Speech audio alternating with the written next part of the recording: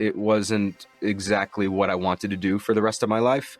Who knew that 16 years later I would have a master's of education in IB education? um, but we met while I was in a very strange place.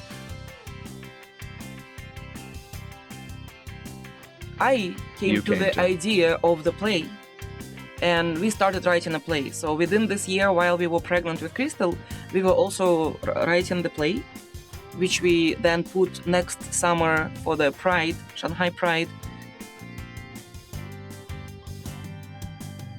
At least at the time, when we were trying to work with some of our colleagues in Kenya, they were opposed to having any kind of portrayal of any gay characters whatsoever. And at some point there is a stage kiss, and they said, no, we can't do that. And I said, okay, so your central problem is not that the guy is messing around with a goat. And they said, no, because that sort of thing you can even read about in the news.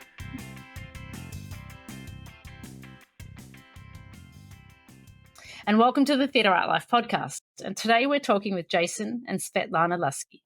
Svetlana has over 20 years of business experience across many sectors and 10 years of theatre-related projects.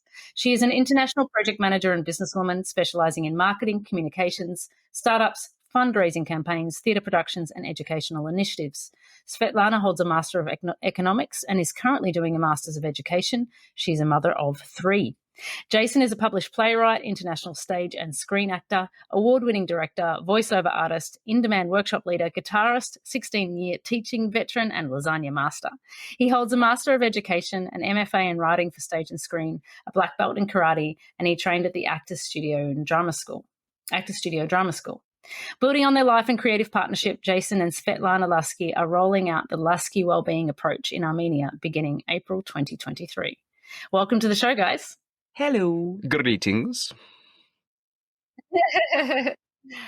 So before we get into the Lasky Wellbeing Approach and your work, I'd like to know just individually how you both came together and how you both got into the entertainment industry. Oh, wow. Oh, wow. All right. You want to start or shall I? You shall start. Once upon a time, I moved to China, and that was in 2006. And we met, let's see, how should I phrase it? We met through a mutual Frenchman in Shanghai formerly on St. Patrick's Day in a bar owned by a Japanese man. And that's how we first were formally introduced to one another.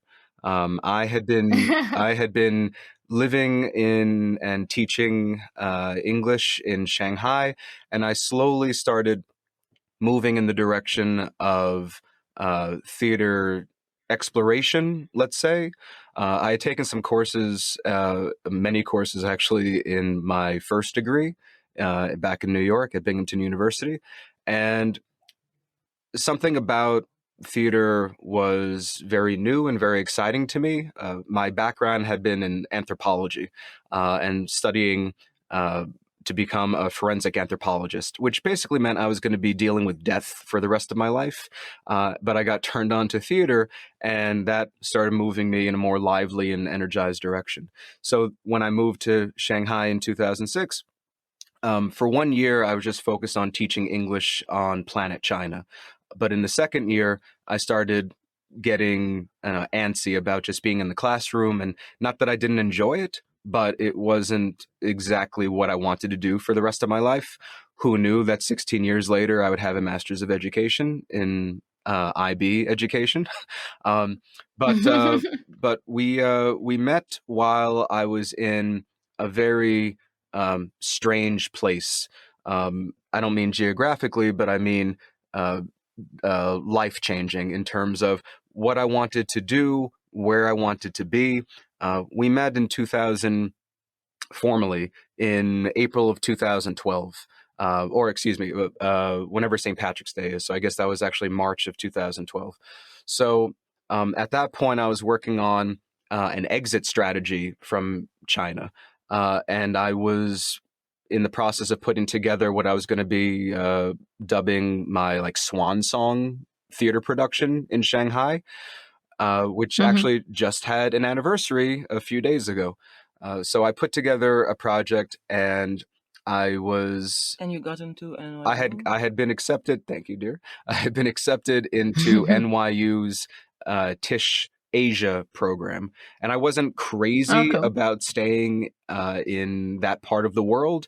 But it at least was a movement towards what I really wanted to focus on, which was playwriting. I'd had the theater acting and stage management and some directing experience in Shanghai, but the writing was where I really wanted to put my focus. And so we met each other and we started dating, and then I left after just a couple of months of us kind of being together. Our dating was actually his goodbye parties. Yeah.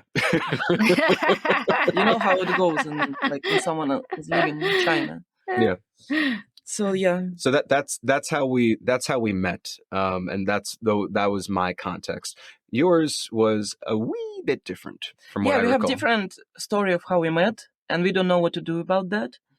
Because to me, first time I met Jason even a year before that, when I came informally, or maybe formally, we were introduced to each other too. But we don't remember talking to each other. But I'll let Sveta tell that story. I came to Shanghai in 2011 to learn Chinese to the university, just without any ideas or dreams why I'm doing this. I just needed a change. So I left Moscow and went to Shanghai to learn Chinese. And I missed terribly theater because I was a big theater lover, and I always went to theater in Moscow. Moscow has so many amazing theaters and performances, especially back then, when most of things were allowed, And one of my classmate, French, another French guy, also French, by the way. So many Frenchies. Yeah, he invited me to these performances, the readings, and I first time came to something sort of a theater, and Jason was an MC. I was an MC, and I ended up, and I had a piece of mine there as well. We realized it only after we've been dating for a couple of years that we went to the same event, and that it was like that summer when you sent me later. No. We were Skyping. Our conversations continued after I left, and you sent me a photo of you through Skype. And I think so. I absolutely remember the photo. And you were standing on the stairwell, going upstairs to where the readings were happening. And I said, "Hey, I know that space because I once had a reading up there." And then everything paused, and everything stopped for a second. Wait, what? We discussed, that's I remember. And then even I remembered only one play out of all readings, because also my English was not so good, and I came to learn Chinese, so I was learning Chinese, focusing on Chinese, and I remember only one play which actually touched me, and it was Jason's play. Oh, that's awesome. And this is what we discussed much later on time. Yeah. And then when I told you what I came back and I was so inspired that I even wrote sort of a play, short script for the short performance, for the pantomime performance. And it was about a foreign guy and foreign girl. He's coming to her country. So when you read this story now, it looks like I a little bit, had this vision in the future about our relationships, and which would end up being a common theme. Yeah. I love it. Yeah. And then we met 1 year later at this St. Patrick's Day, which for Jason is a big day, as we met, and I almost didn't pay attention to how we met much. And then next time because I left such an impression. Thank you. Well, I was with a guy, he was with a girl. Come on, we just talked to each other, and then we started dating like a month later. We met at another party. The third time. Yeah, we so kept Jason seeing is each Jewish, other so I look at this as like you need to try 3 times. Like in Sex and the City, when Charlotte goes 3 times to the church to be accepted. So I guess that's it, because on the third time when we met on April 1st at the party where my boyfriend was a DJ and Jason was there, and he said, Jason asked me, Or Oksana, he was with this Russian lady. I was not surfer. with. She was couch surfing. Yeah, well, you were sitting with her and chatting, and yeah. She asked me, "What do you miss the most about Russia?" And I said, "I miss theater the most." And she's like, "Oh, that's the guy. He's doing theater. He's actually making up soon, putting up the performance." And somehow we ended up together since that. And then and then things went crazy. Then I went to New York. Then we dated. So I all this year we were dating. Shanghai, New York. Yeah. Traveling to Moscow, going to theater. Yeah. I ended up not going to the Tisch Asia program because I remember I got the email in Shanghai and I said, "Oh my God," like I got into NYU and I was dancing around. And then I opened up the PDF that explained in fuller detail what's going on. And it said Tisch Asia. And immediately I sunk because I wanted to not be in that part of the world after being there essentially full time for 6 years. So this is one of those few times at that stage in my life where I fully followed my intuition and I said, this isn't for me. And I went back to New York. We were very upset.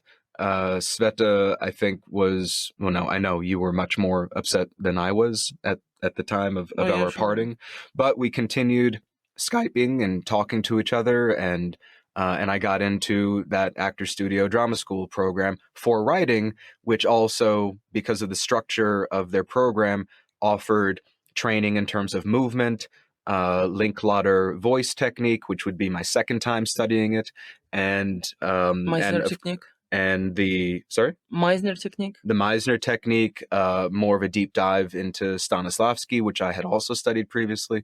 Meisner changed my life, and we'll get to that later in the story. But I went to New York. I had the idea not to go to Tisch Singapore, Tisch Asia, which ended up being a good idea because the program, I won't go into the nuances of the program, but it doesn't exist anymore. And at that point, it was also on shaky ground, which was part of my decision not to go. Speaking to Mr. Eric Champney, I'll give you a shout out, sir, who's a up-and-coming filmmaker and a great playwright in his own right. But I spoke to him in New York once upon a summer evening, and he said, I think you want to think twice about this. It's good for me, but I don't know if it's something you definitely want to be a part of. And I took his words to heart.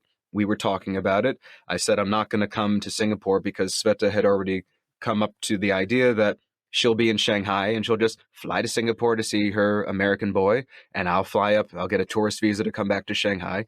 And then I broke that dream. But I did get into this other program, which did have, and still remains to be such an important experience for the writing, but more for, in the end, the actor training and the movement training and the voice training that I received there, because it's high class, world-class training. And then a year later, Jason studied for 1 year and then he came back to Shanghai and we got married in Thailand.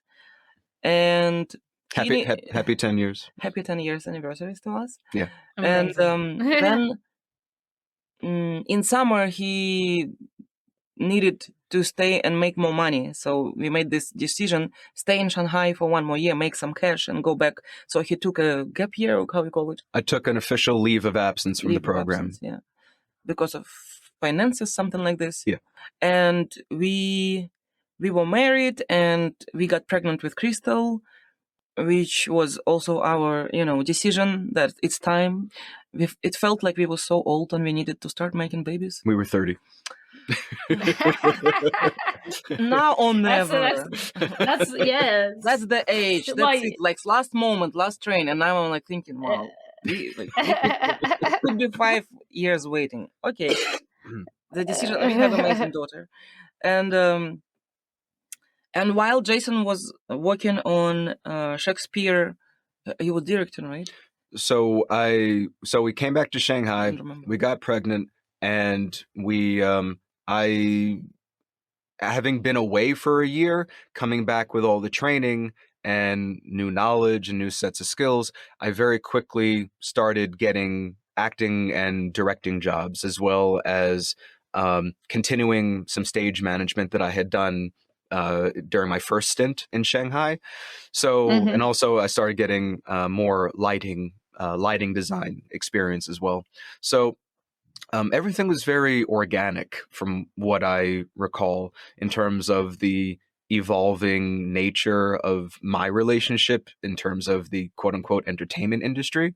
I never really thought of it in terms of the entertainment industry, but yeah, that's exactly what it was, because we were either I was doing something behind the stage, behind the scenes, up in the box, in terms of sound and light and projection and spotlighting, for one brief period prior to us meeting.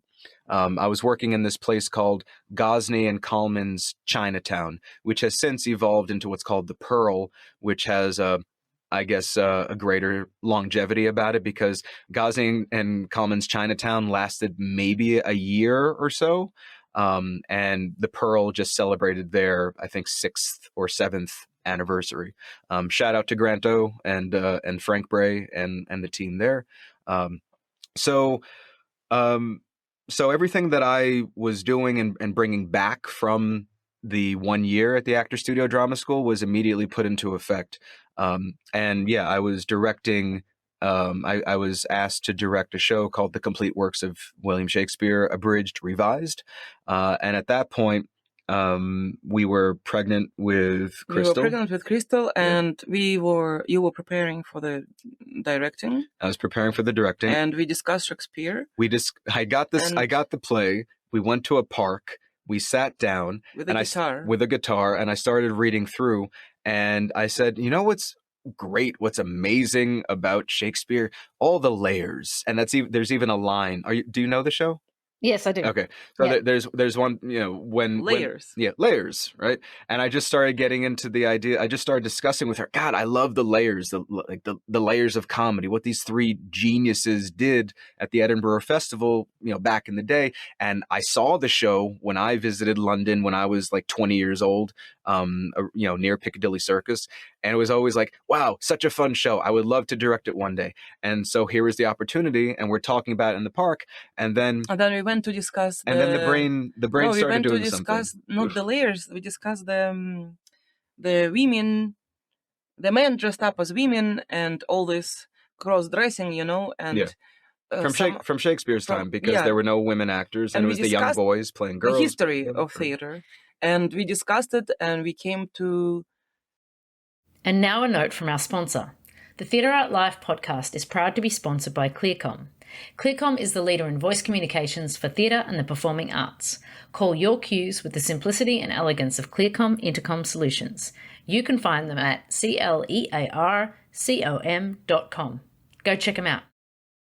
I came to the idea of the play, and we started writing a play. So within this year, while we were pregnant with Crystal, we were also writing the play, which we then put next summer for the Pride, Shanghai Pride. It's called Rendezvous, and it's a love triangle about how do you put it? Okay, the central idea. How do you want to speak it? I just wanted short. I forgot how to talk shortly to talk about our play. Okay. Not to go into details of the play. Well, I have a question. How much can we talk about LGBT-related content on your podcast? I know this is Theatre Art Life, but I just don't know what we can and can't talk about safely. As much as you want to. Awesome. There's no boundaries on that. All right. Sure, so Rendezvous. Okay, let's talk. Rendezvous, a tragic Pride Month. Rendezvous, and it's Happy Pride Month, and we have an anniversary of the show coming up next week. Rendezvous, a tragic comedy, and it was essentially it's a question about when somebody chooses their identity, or when somebody comes to a sense of really who they are. Is there room for them to, once they've set things in stone, can they change things up, and can they want something else? And what kind of impact is that going to have on their closest family members and friends, those who they hold near and dear to them? And how much they have to talk about it in terms of, if we had one character who was a transgender woman, And you got so quiet. Yeah, I'm just immediately like in her problems went to her life. Like, Yeah. I'm pissed at her husband right now when I'm talking. Like, we invented those characters, but Yeah. how much why she has to share her story, you know, if she is a woman and she identifies herself as a woman, why she needs to, you know, explain something to someone else around? She shouldn't. So that's the. Like why it was also a comedy. Why does somebody have to justify their existence, and why does somebody have to justify why what they want changes or what they need changes, or what they want is what they want? Yeah. So our also that year, particularly Pride was making a main point on T. Yeah, so the focus LGBT, was on so transgendered identity. Yeah, so we came to Charlene in the beginning of the year, and we said, "Look, we're working on this play." Charlene Lu. Yeah, she's now in. She's now in Australia and keeping the Shanghai Pride flame alive, since Pride is no longer allowed in mainland China. Yep. Yeah. Unfortunately, but she's doing good work around the world. So we brought the idea without having written one word, just having some notes that we didn't even show her. We went, it was a great event in Shanghai.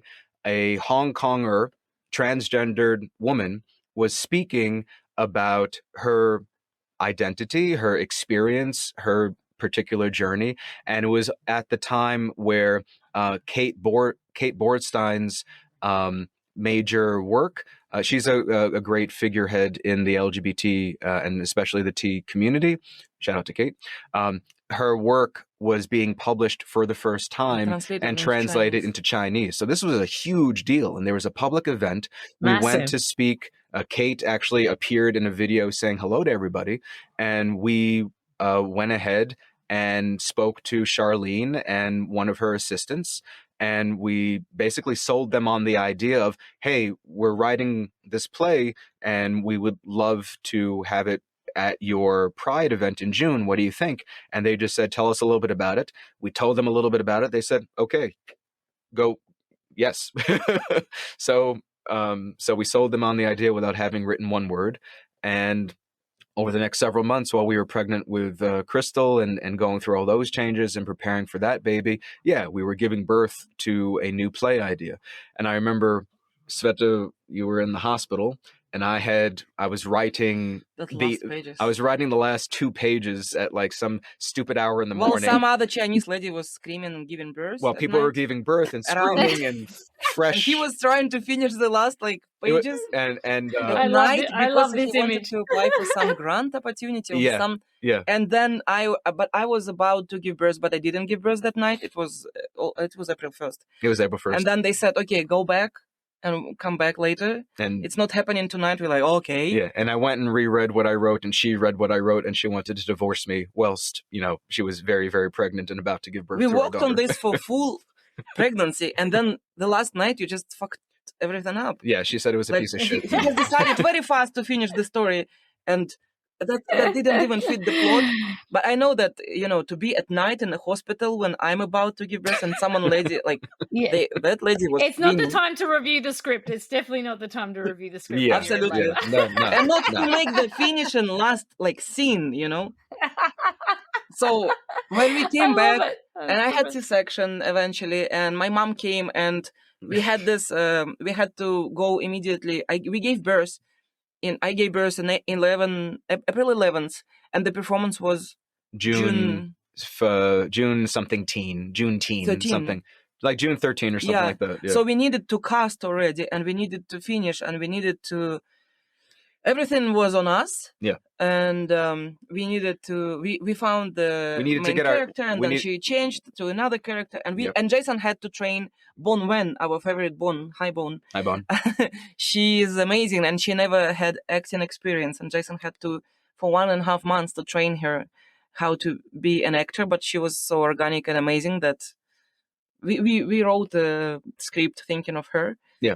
So that was our first very big jump immediately to the theater world together. Yeah. while being pregnant, giving birth, handling the first baby, breastfeeding, C-section, and going to rehearsals, and I'm holding. We've got pictures of me holding Crystal while I'm rehearsing with the 3 actors. And when you prepare for LGBT pride performances, the spaces which you can use are usually the LGBT places, like clubs, which are at daytime just looking ugly inside and dank, and there is no air, and it's basement, completely nuts. So there is a baby, fresh baby, fresh month-old baby, and we are rehearsing. And let's talk about how you're feeling right now, Amanda. Yeah. So shout out to Amanda Daniels and Bon Wen, and God rest his soul, Paul Collins, who factors into some of the story later on, and also Christy Shapiro. Hey, Christy, who's in Hong Kong right now. Maybe you even know her. She's teaching drama. She's teaching drama at Stanford American School in Hong Kong right now, if I'm not mistaken. And also, thank you, Billy, for introducing me to Theater Art Life. Thank you, Billy. Billy Sai, one of your former guests. I just want to say thank you to everyone. Yeah. Through your podcast. Yeah, Billy's amazing. Billy is amazing. He's such a good end. Yeah. I met him at Nottingham University when I was studying abroad there in 2003. That's how, and really? and we in the last year or two, 20 years anniversary. We recently in like the last year or two we reconnected, and it just so happened I saw his post on social media about this and about you, and then I had the inspiration. Oh, let me get in touch. So that's our connection. So thanks, Billy. Well, that's amazing. People. I mean, you have such an eclectic. I love this story thus far, but I do want to get to the Lasky wellbeing approach, because I want to know about this. So from here to this theory, let's get to that theory, because I want to hear a lot about that as well. Yeah. Okay. So to get to that, and to get to wade through, so 2014. Yep. 2000. Crystal was born in 2014. She was born in 2014. Therefore, it was our first. Yeah. So the play, directing and writing. Long story short, it was our first major production together, taking care of solving most of the problems that come with putting on any kind of show, and it was well received. Blah blah blah. It was translated into Chinese. Blah blah blah. It was all well and good. We left China. I'm going to go through the next several years really, really fast. Are you ready? Wait, don't forget. I'm ready. Okay, so we left Shanghai. We went back to New York so I could continue my studies. That ended up stalling after one more term of being in New York. Life in New York was pretty rough. It was especially rough on Sveta because I was going to Actor Studio Drama School and she was home Russian with her new green card with a tiny baby in an apartment up in Washington Heights. And no friends or community. And no friends or any kind of community. And it turned into not the best situation for me at school and not the best situation for her at home. Yeah, I got into deep depression. Yeah. She got into a depression, and that wasn't working for anybody on so many levels. And then at some point, we made a decision when things also weren't working out so well with the master's program. All right, we're out. So left the program. We went to Russia, and we were there for a short amount of time. And then Sveta, on a whim, said, "Let's go to explore. Let's go explore and get back to some of that earlier youthful, spirit that both of us had when we first met in Shanghai." So we went on a tour through Vietnam and Thailand. Crystal turned 1 year old. I turned 31. You turned 31. And then we ended up back in Shanghai somehow again. I got offered a job there. And we were in Shanghai for a little while. I came to the idea that I didn't like teaching that way anymore. I was teaching English at a company which does not have to be named. Thank you for your time. Thank you for hiring me, but it's not such an important thing. The important thing was I was teaching, and I was teaching English again. I was doing a little bit of part-time work at the Pearl. Granto and Frank said, you can come do some part-time stuff, and that was going okay. But I came home one day and I said, I'm really upset. And then we started talking. And Sveta had the idea, well, what's that IB thing that you used to work at? What is IB? And that took us eventually down the road of let me go get my master's of education in IB education online. And we also, I think you also said you had the idea about, theater and life in extreme places. Yep. Do you want to chat about that so I don't run the conversation? I just... we promise you, this will take us to Lasky well-being approach, but we have to talk about this too. That was an idea, a project. No, it's important. Which I'm from Murmansk, and this is the town within the Arctic Circle, and I lived there for 16 years. The most populated establishment within the Arctic Circle. Yeah, where she was born, and she lived for 16 years in the world. Yeah, and Murmansk. And I told Jason, let's try to, like, life is there. It's polar night, polar day. Half year it's dark, half year it's bright. So let's see how it affects people and all the polar lights, aurora lights, and how this affects people. And maybe we can do some theater project about it. And that was our second, I think, major project together, where we applied for a few grants. We won one. But before we even knew that we won it, we already bought tickets. We left Shanghai for good again, packed all the suitcases, went to St. Petersburg. From St. Petersburg, we went to Murmansk. We said, no matter what, we just go in there and doing the project. Well, St. Petersburg, we showed up. You were now pregnant with Ruslan. I was pregnant with the second baby. And we showed up, and I think a day or two after we were in St. Petersburg, we got the news from Theater Communications Group, TCG. They had the global something, I can't remember the name. Global communication grant, something like that. For giving us several $1,000s to go do research and development into what would eventually be the creation of a new play. So they gave us money to go to her hometown to go do research and to basically put together any program we wanted that would turn into something that we would deliver. We needed to make eventually. Cultural exchange. And interact with local people. And Jason is an American, and he studied one thing, Russia studies another thing. So we went to Murmansk, and I was pregnant and I didn't feel good, but we went to we had every day masterclass, workshop, and then Fridays, there were Fridays with Laskys at Cafe New York.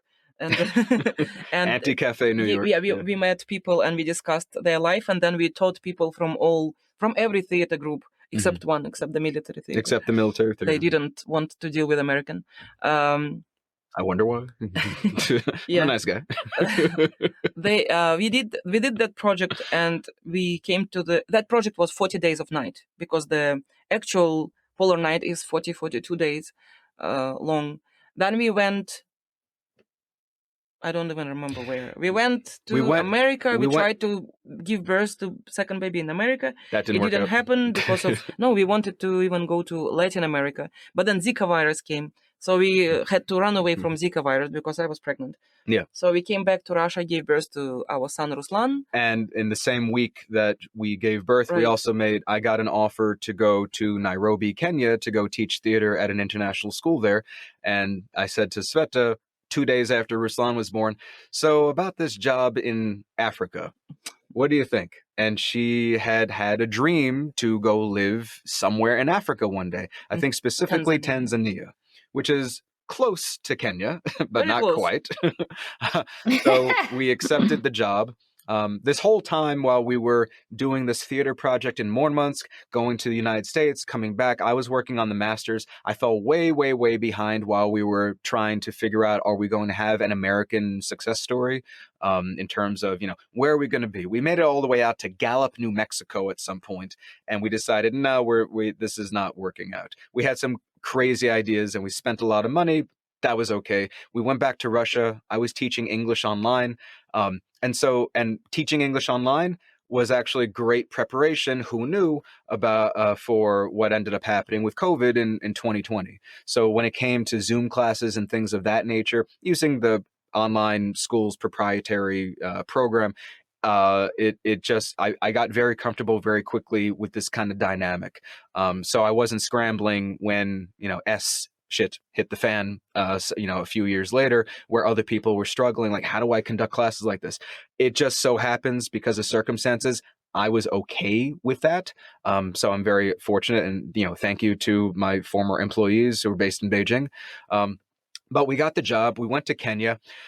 And 2 weeks or so into Kenya, there ended up being a little bit of a problem in terms of paperwork because of how I was hired and what the Education Bureau at the time required in terms of teaching credentials and things like that.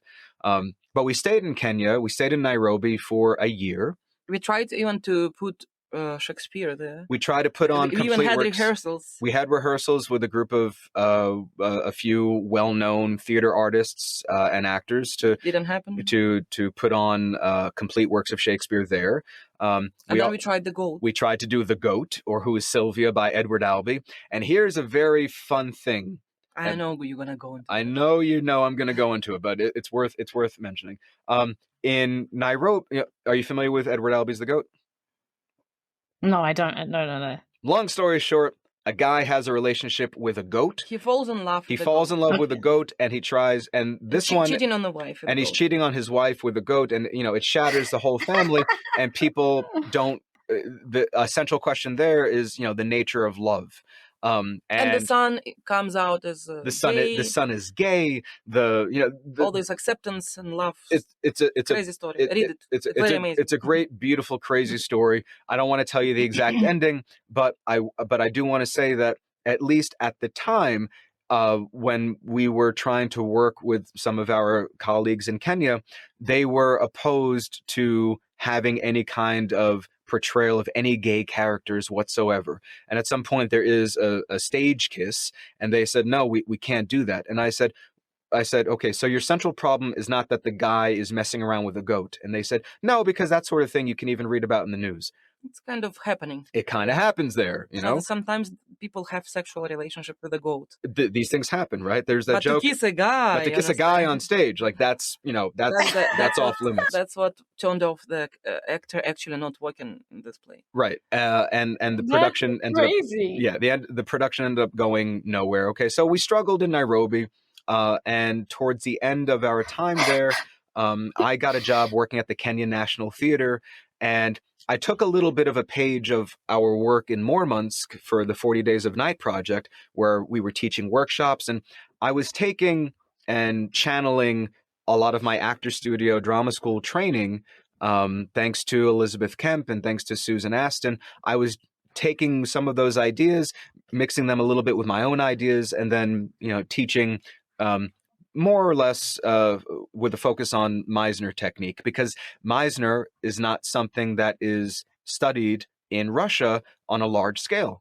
So that was the first time, Kenya too. And also in Kenya. So I was working with actors in Murmansk. We were working with actors in Murmansk. Sveta was in charge of the entire production and logistics, international project management, and all of this. But also when it was time for Jason to teach, I was translating, and secondly, because it was always my dream to get into acting. I still haven't been on stage as an actor. By she the way. will be. We're getting there. He's working on it. But I always loved that whole idea of being on a stage. So when I had the opportunity to study, Jason was always my teacher for acting and for Meisner and for even Stanislavski, because I didn't have any other teachers. So I always have a teacher, around me who is teaching others. Mm-hmm. While I'm translating, I'm also getting information. Yeah. So he was mentoring, as it turned out, all this time. Yeah.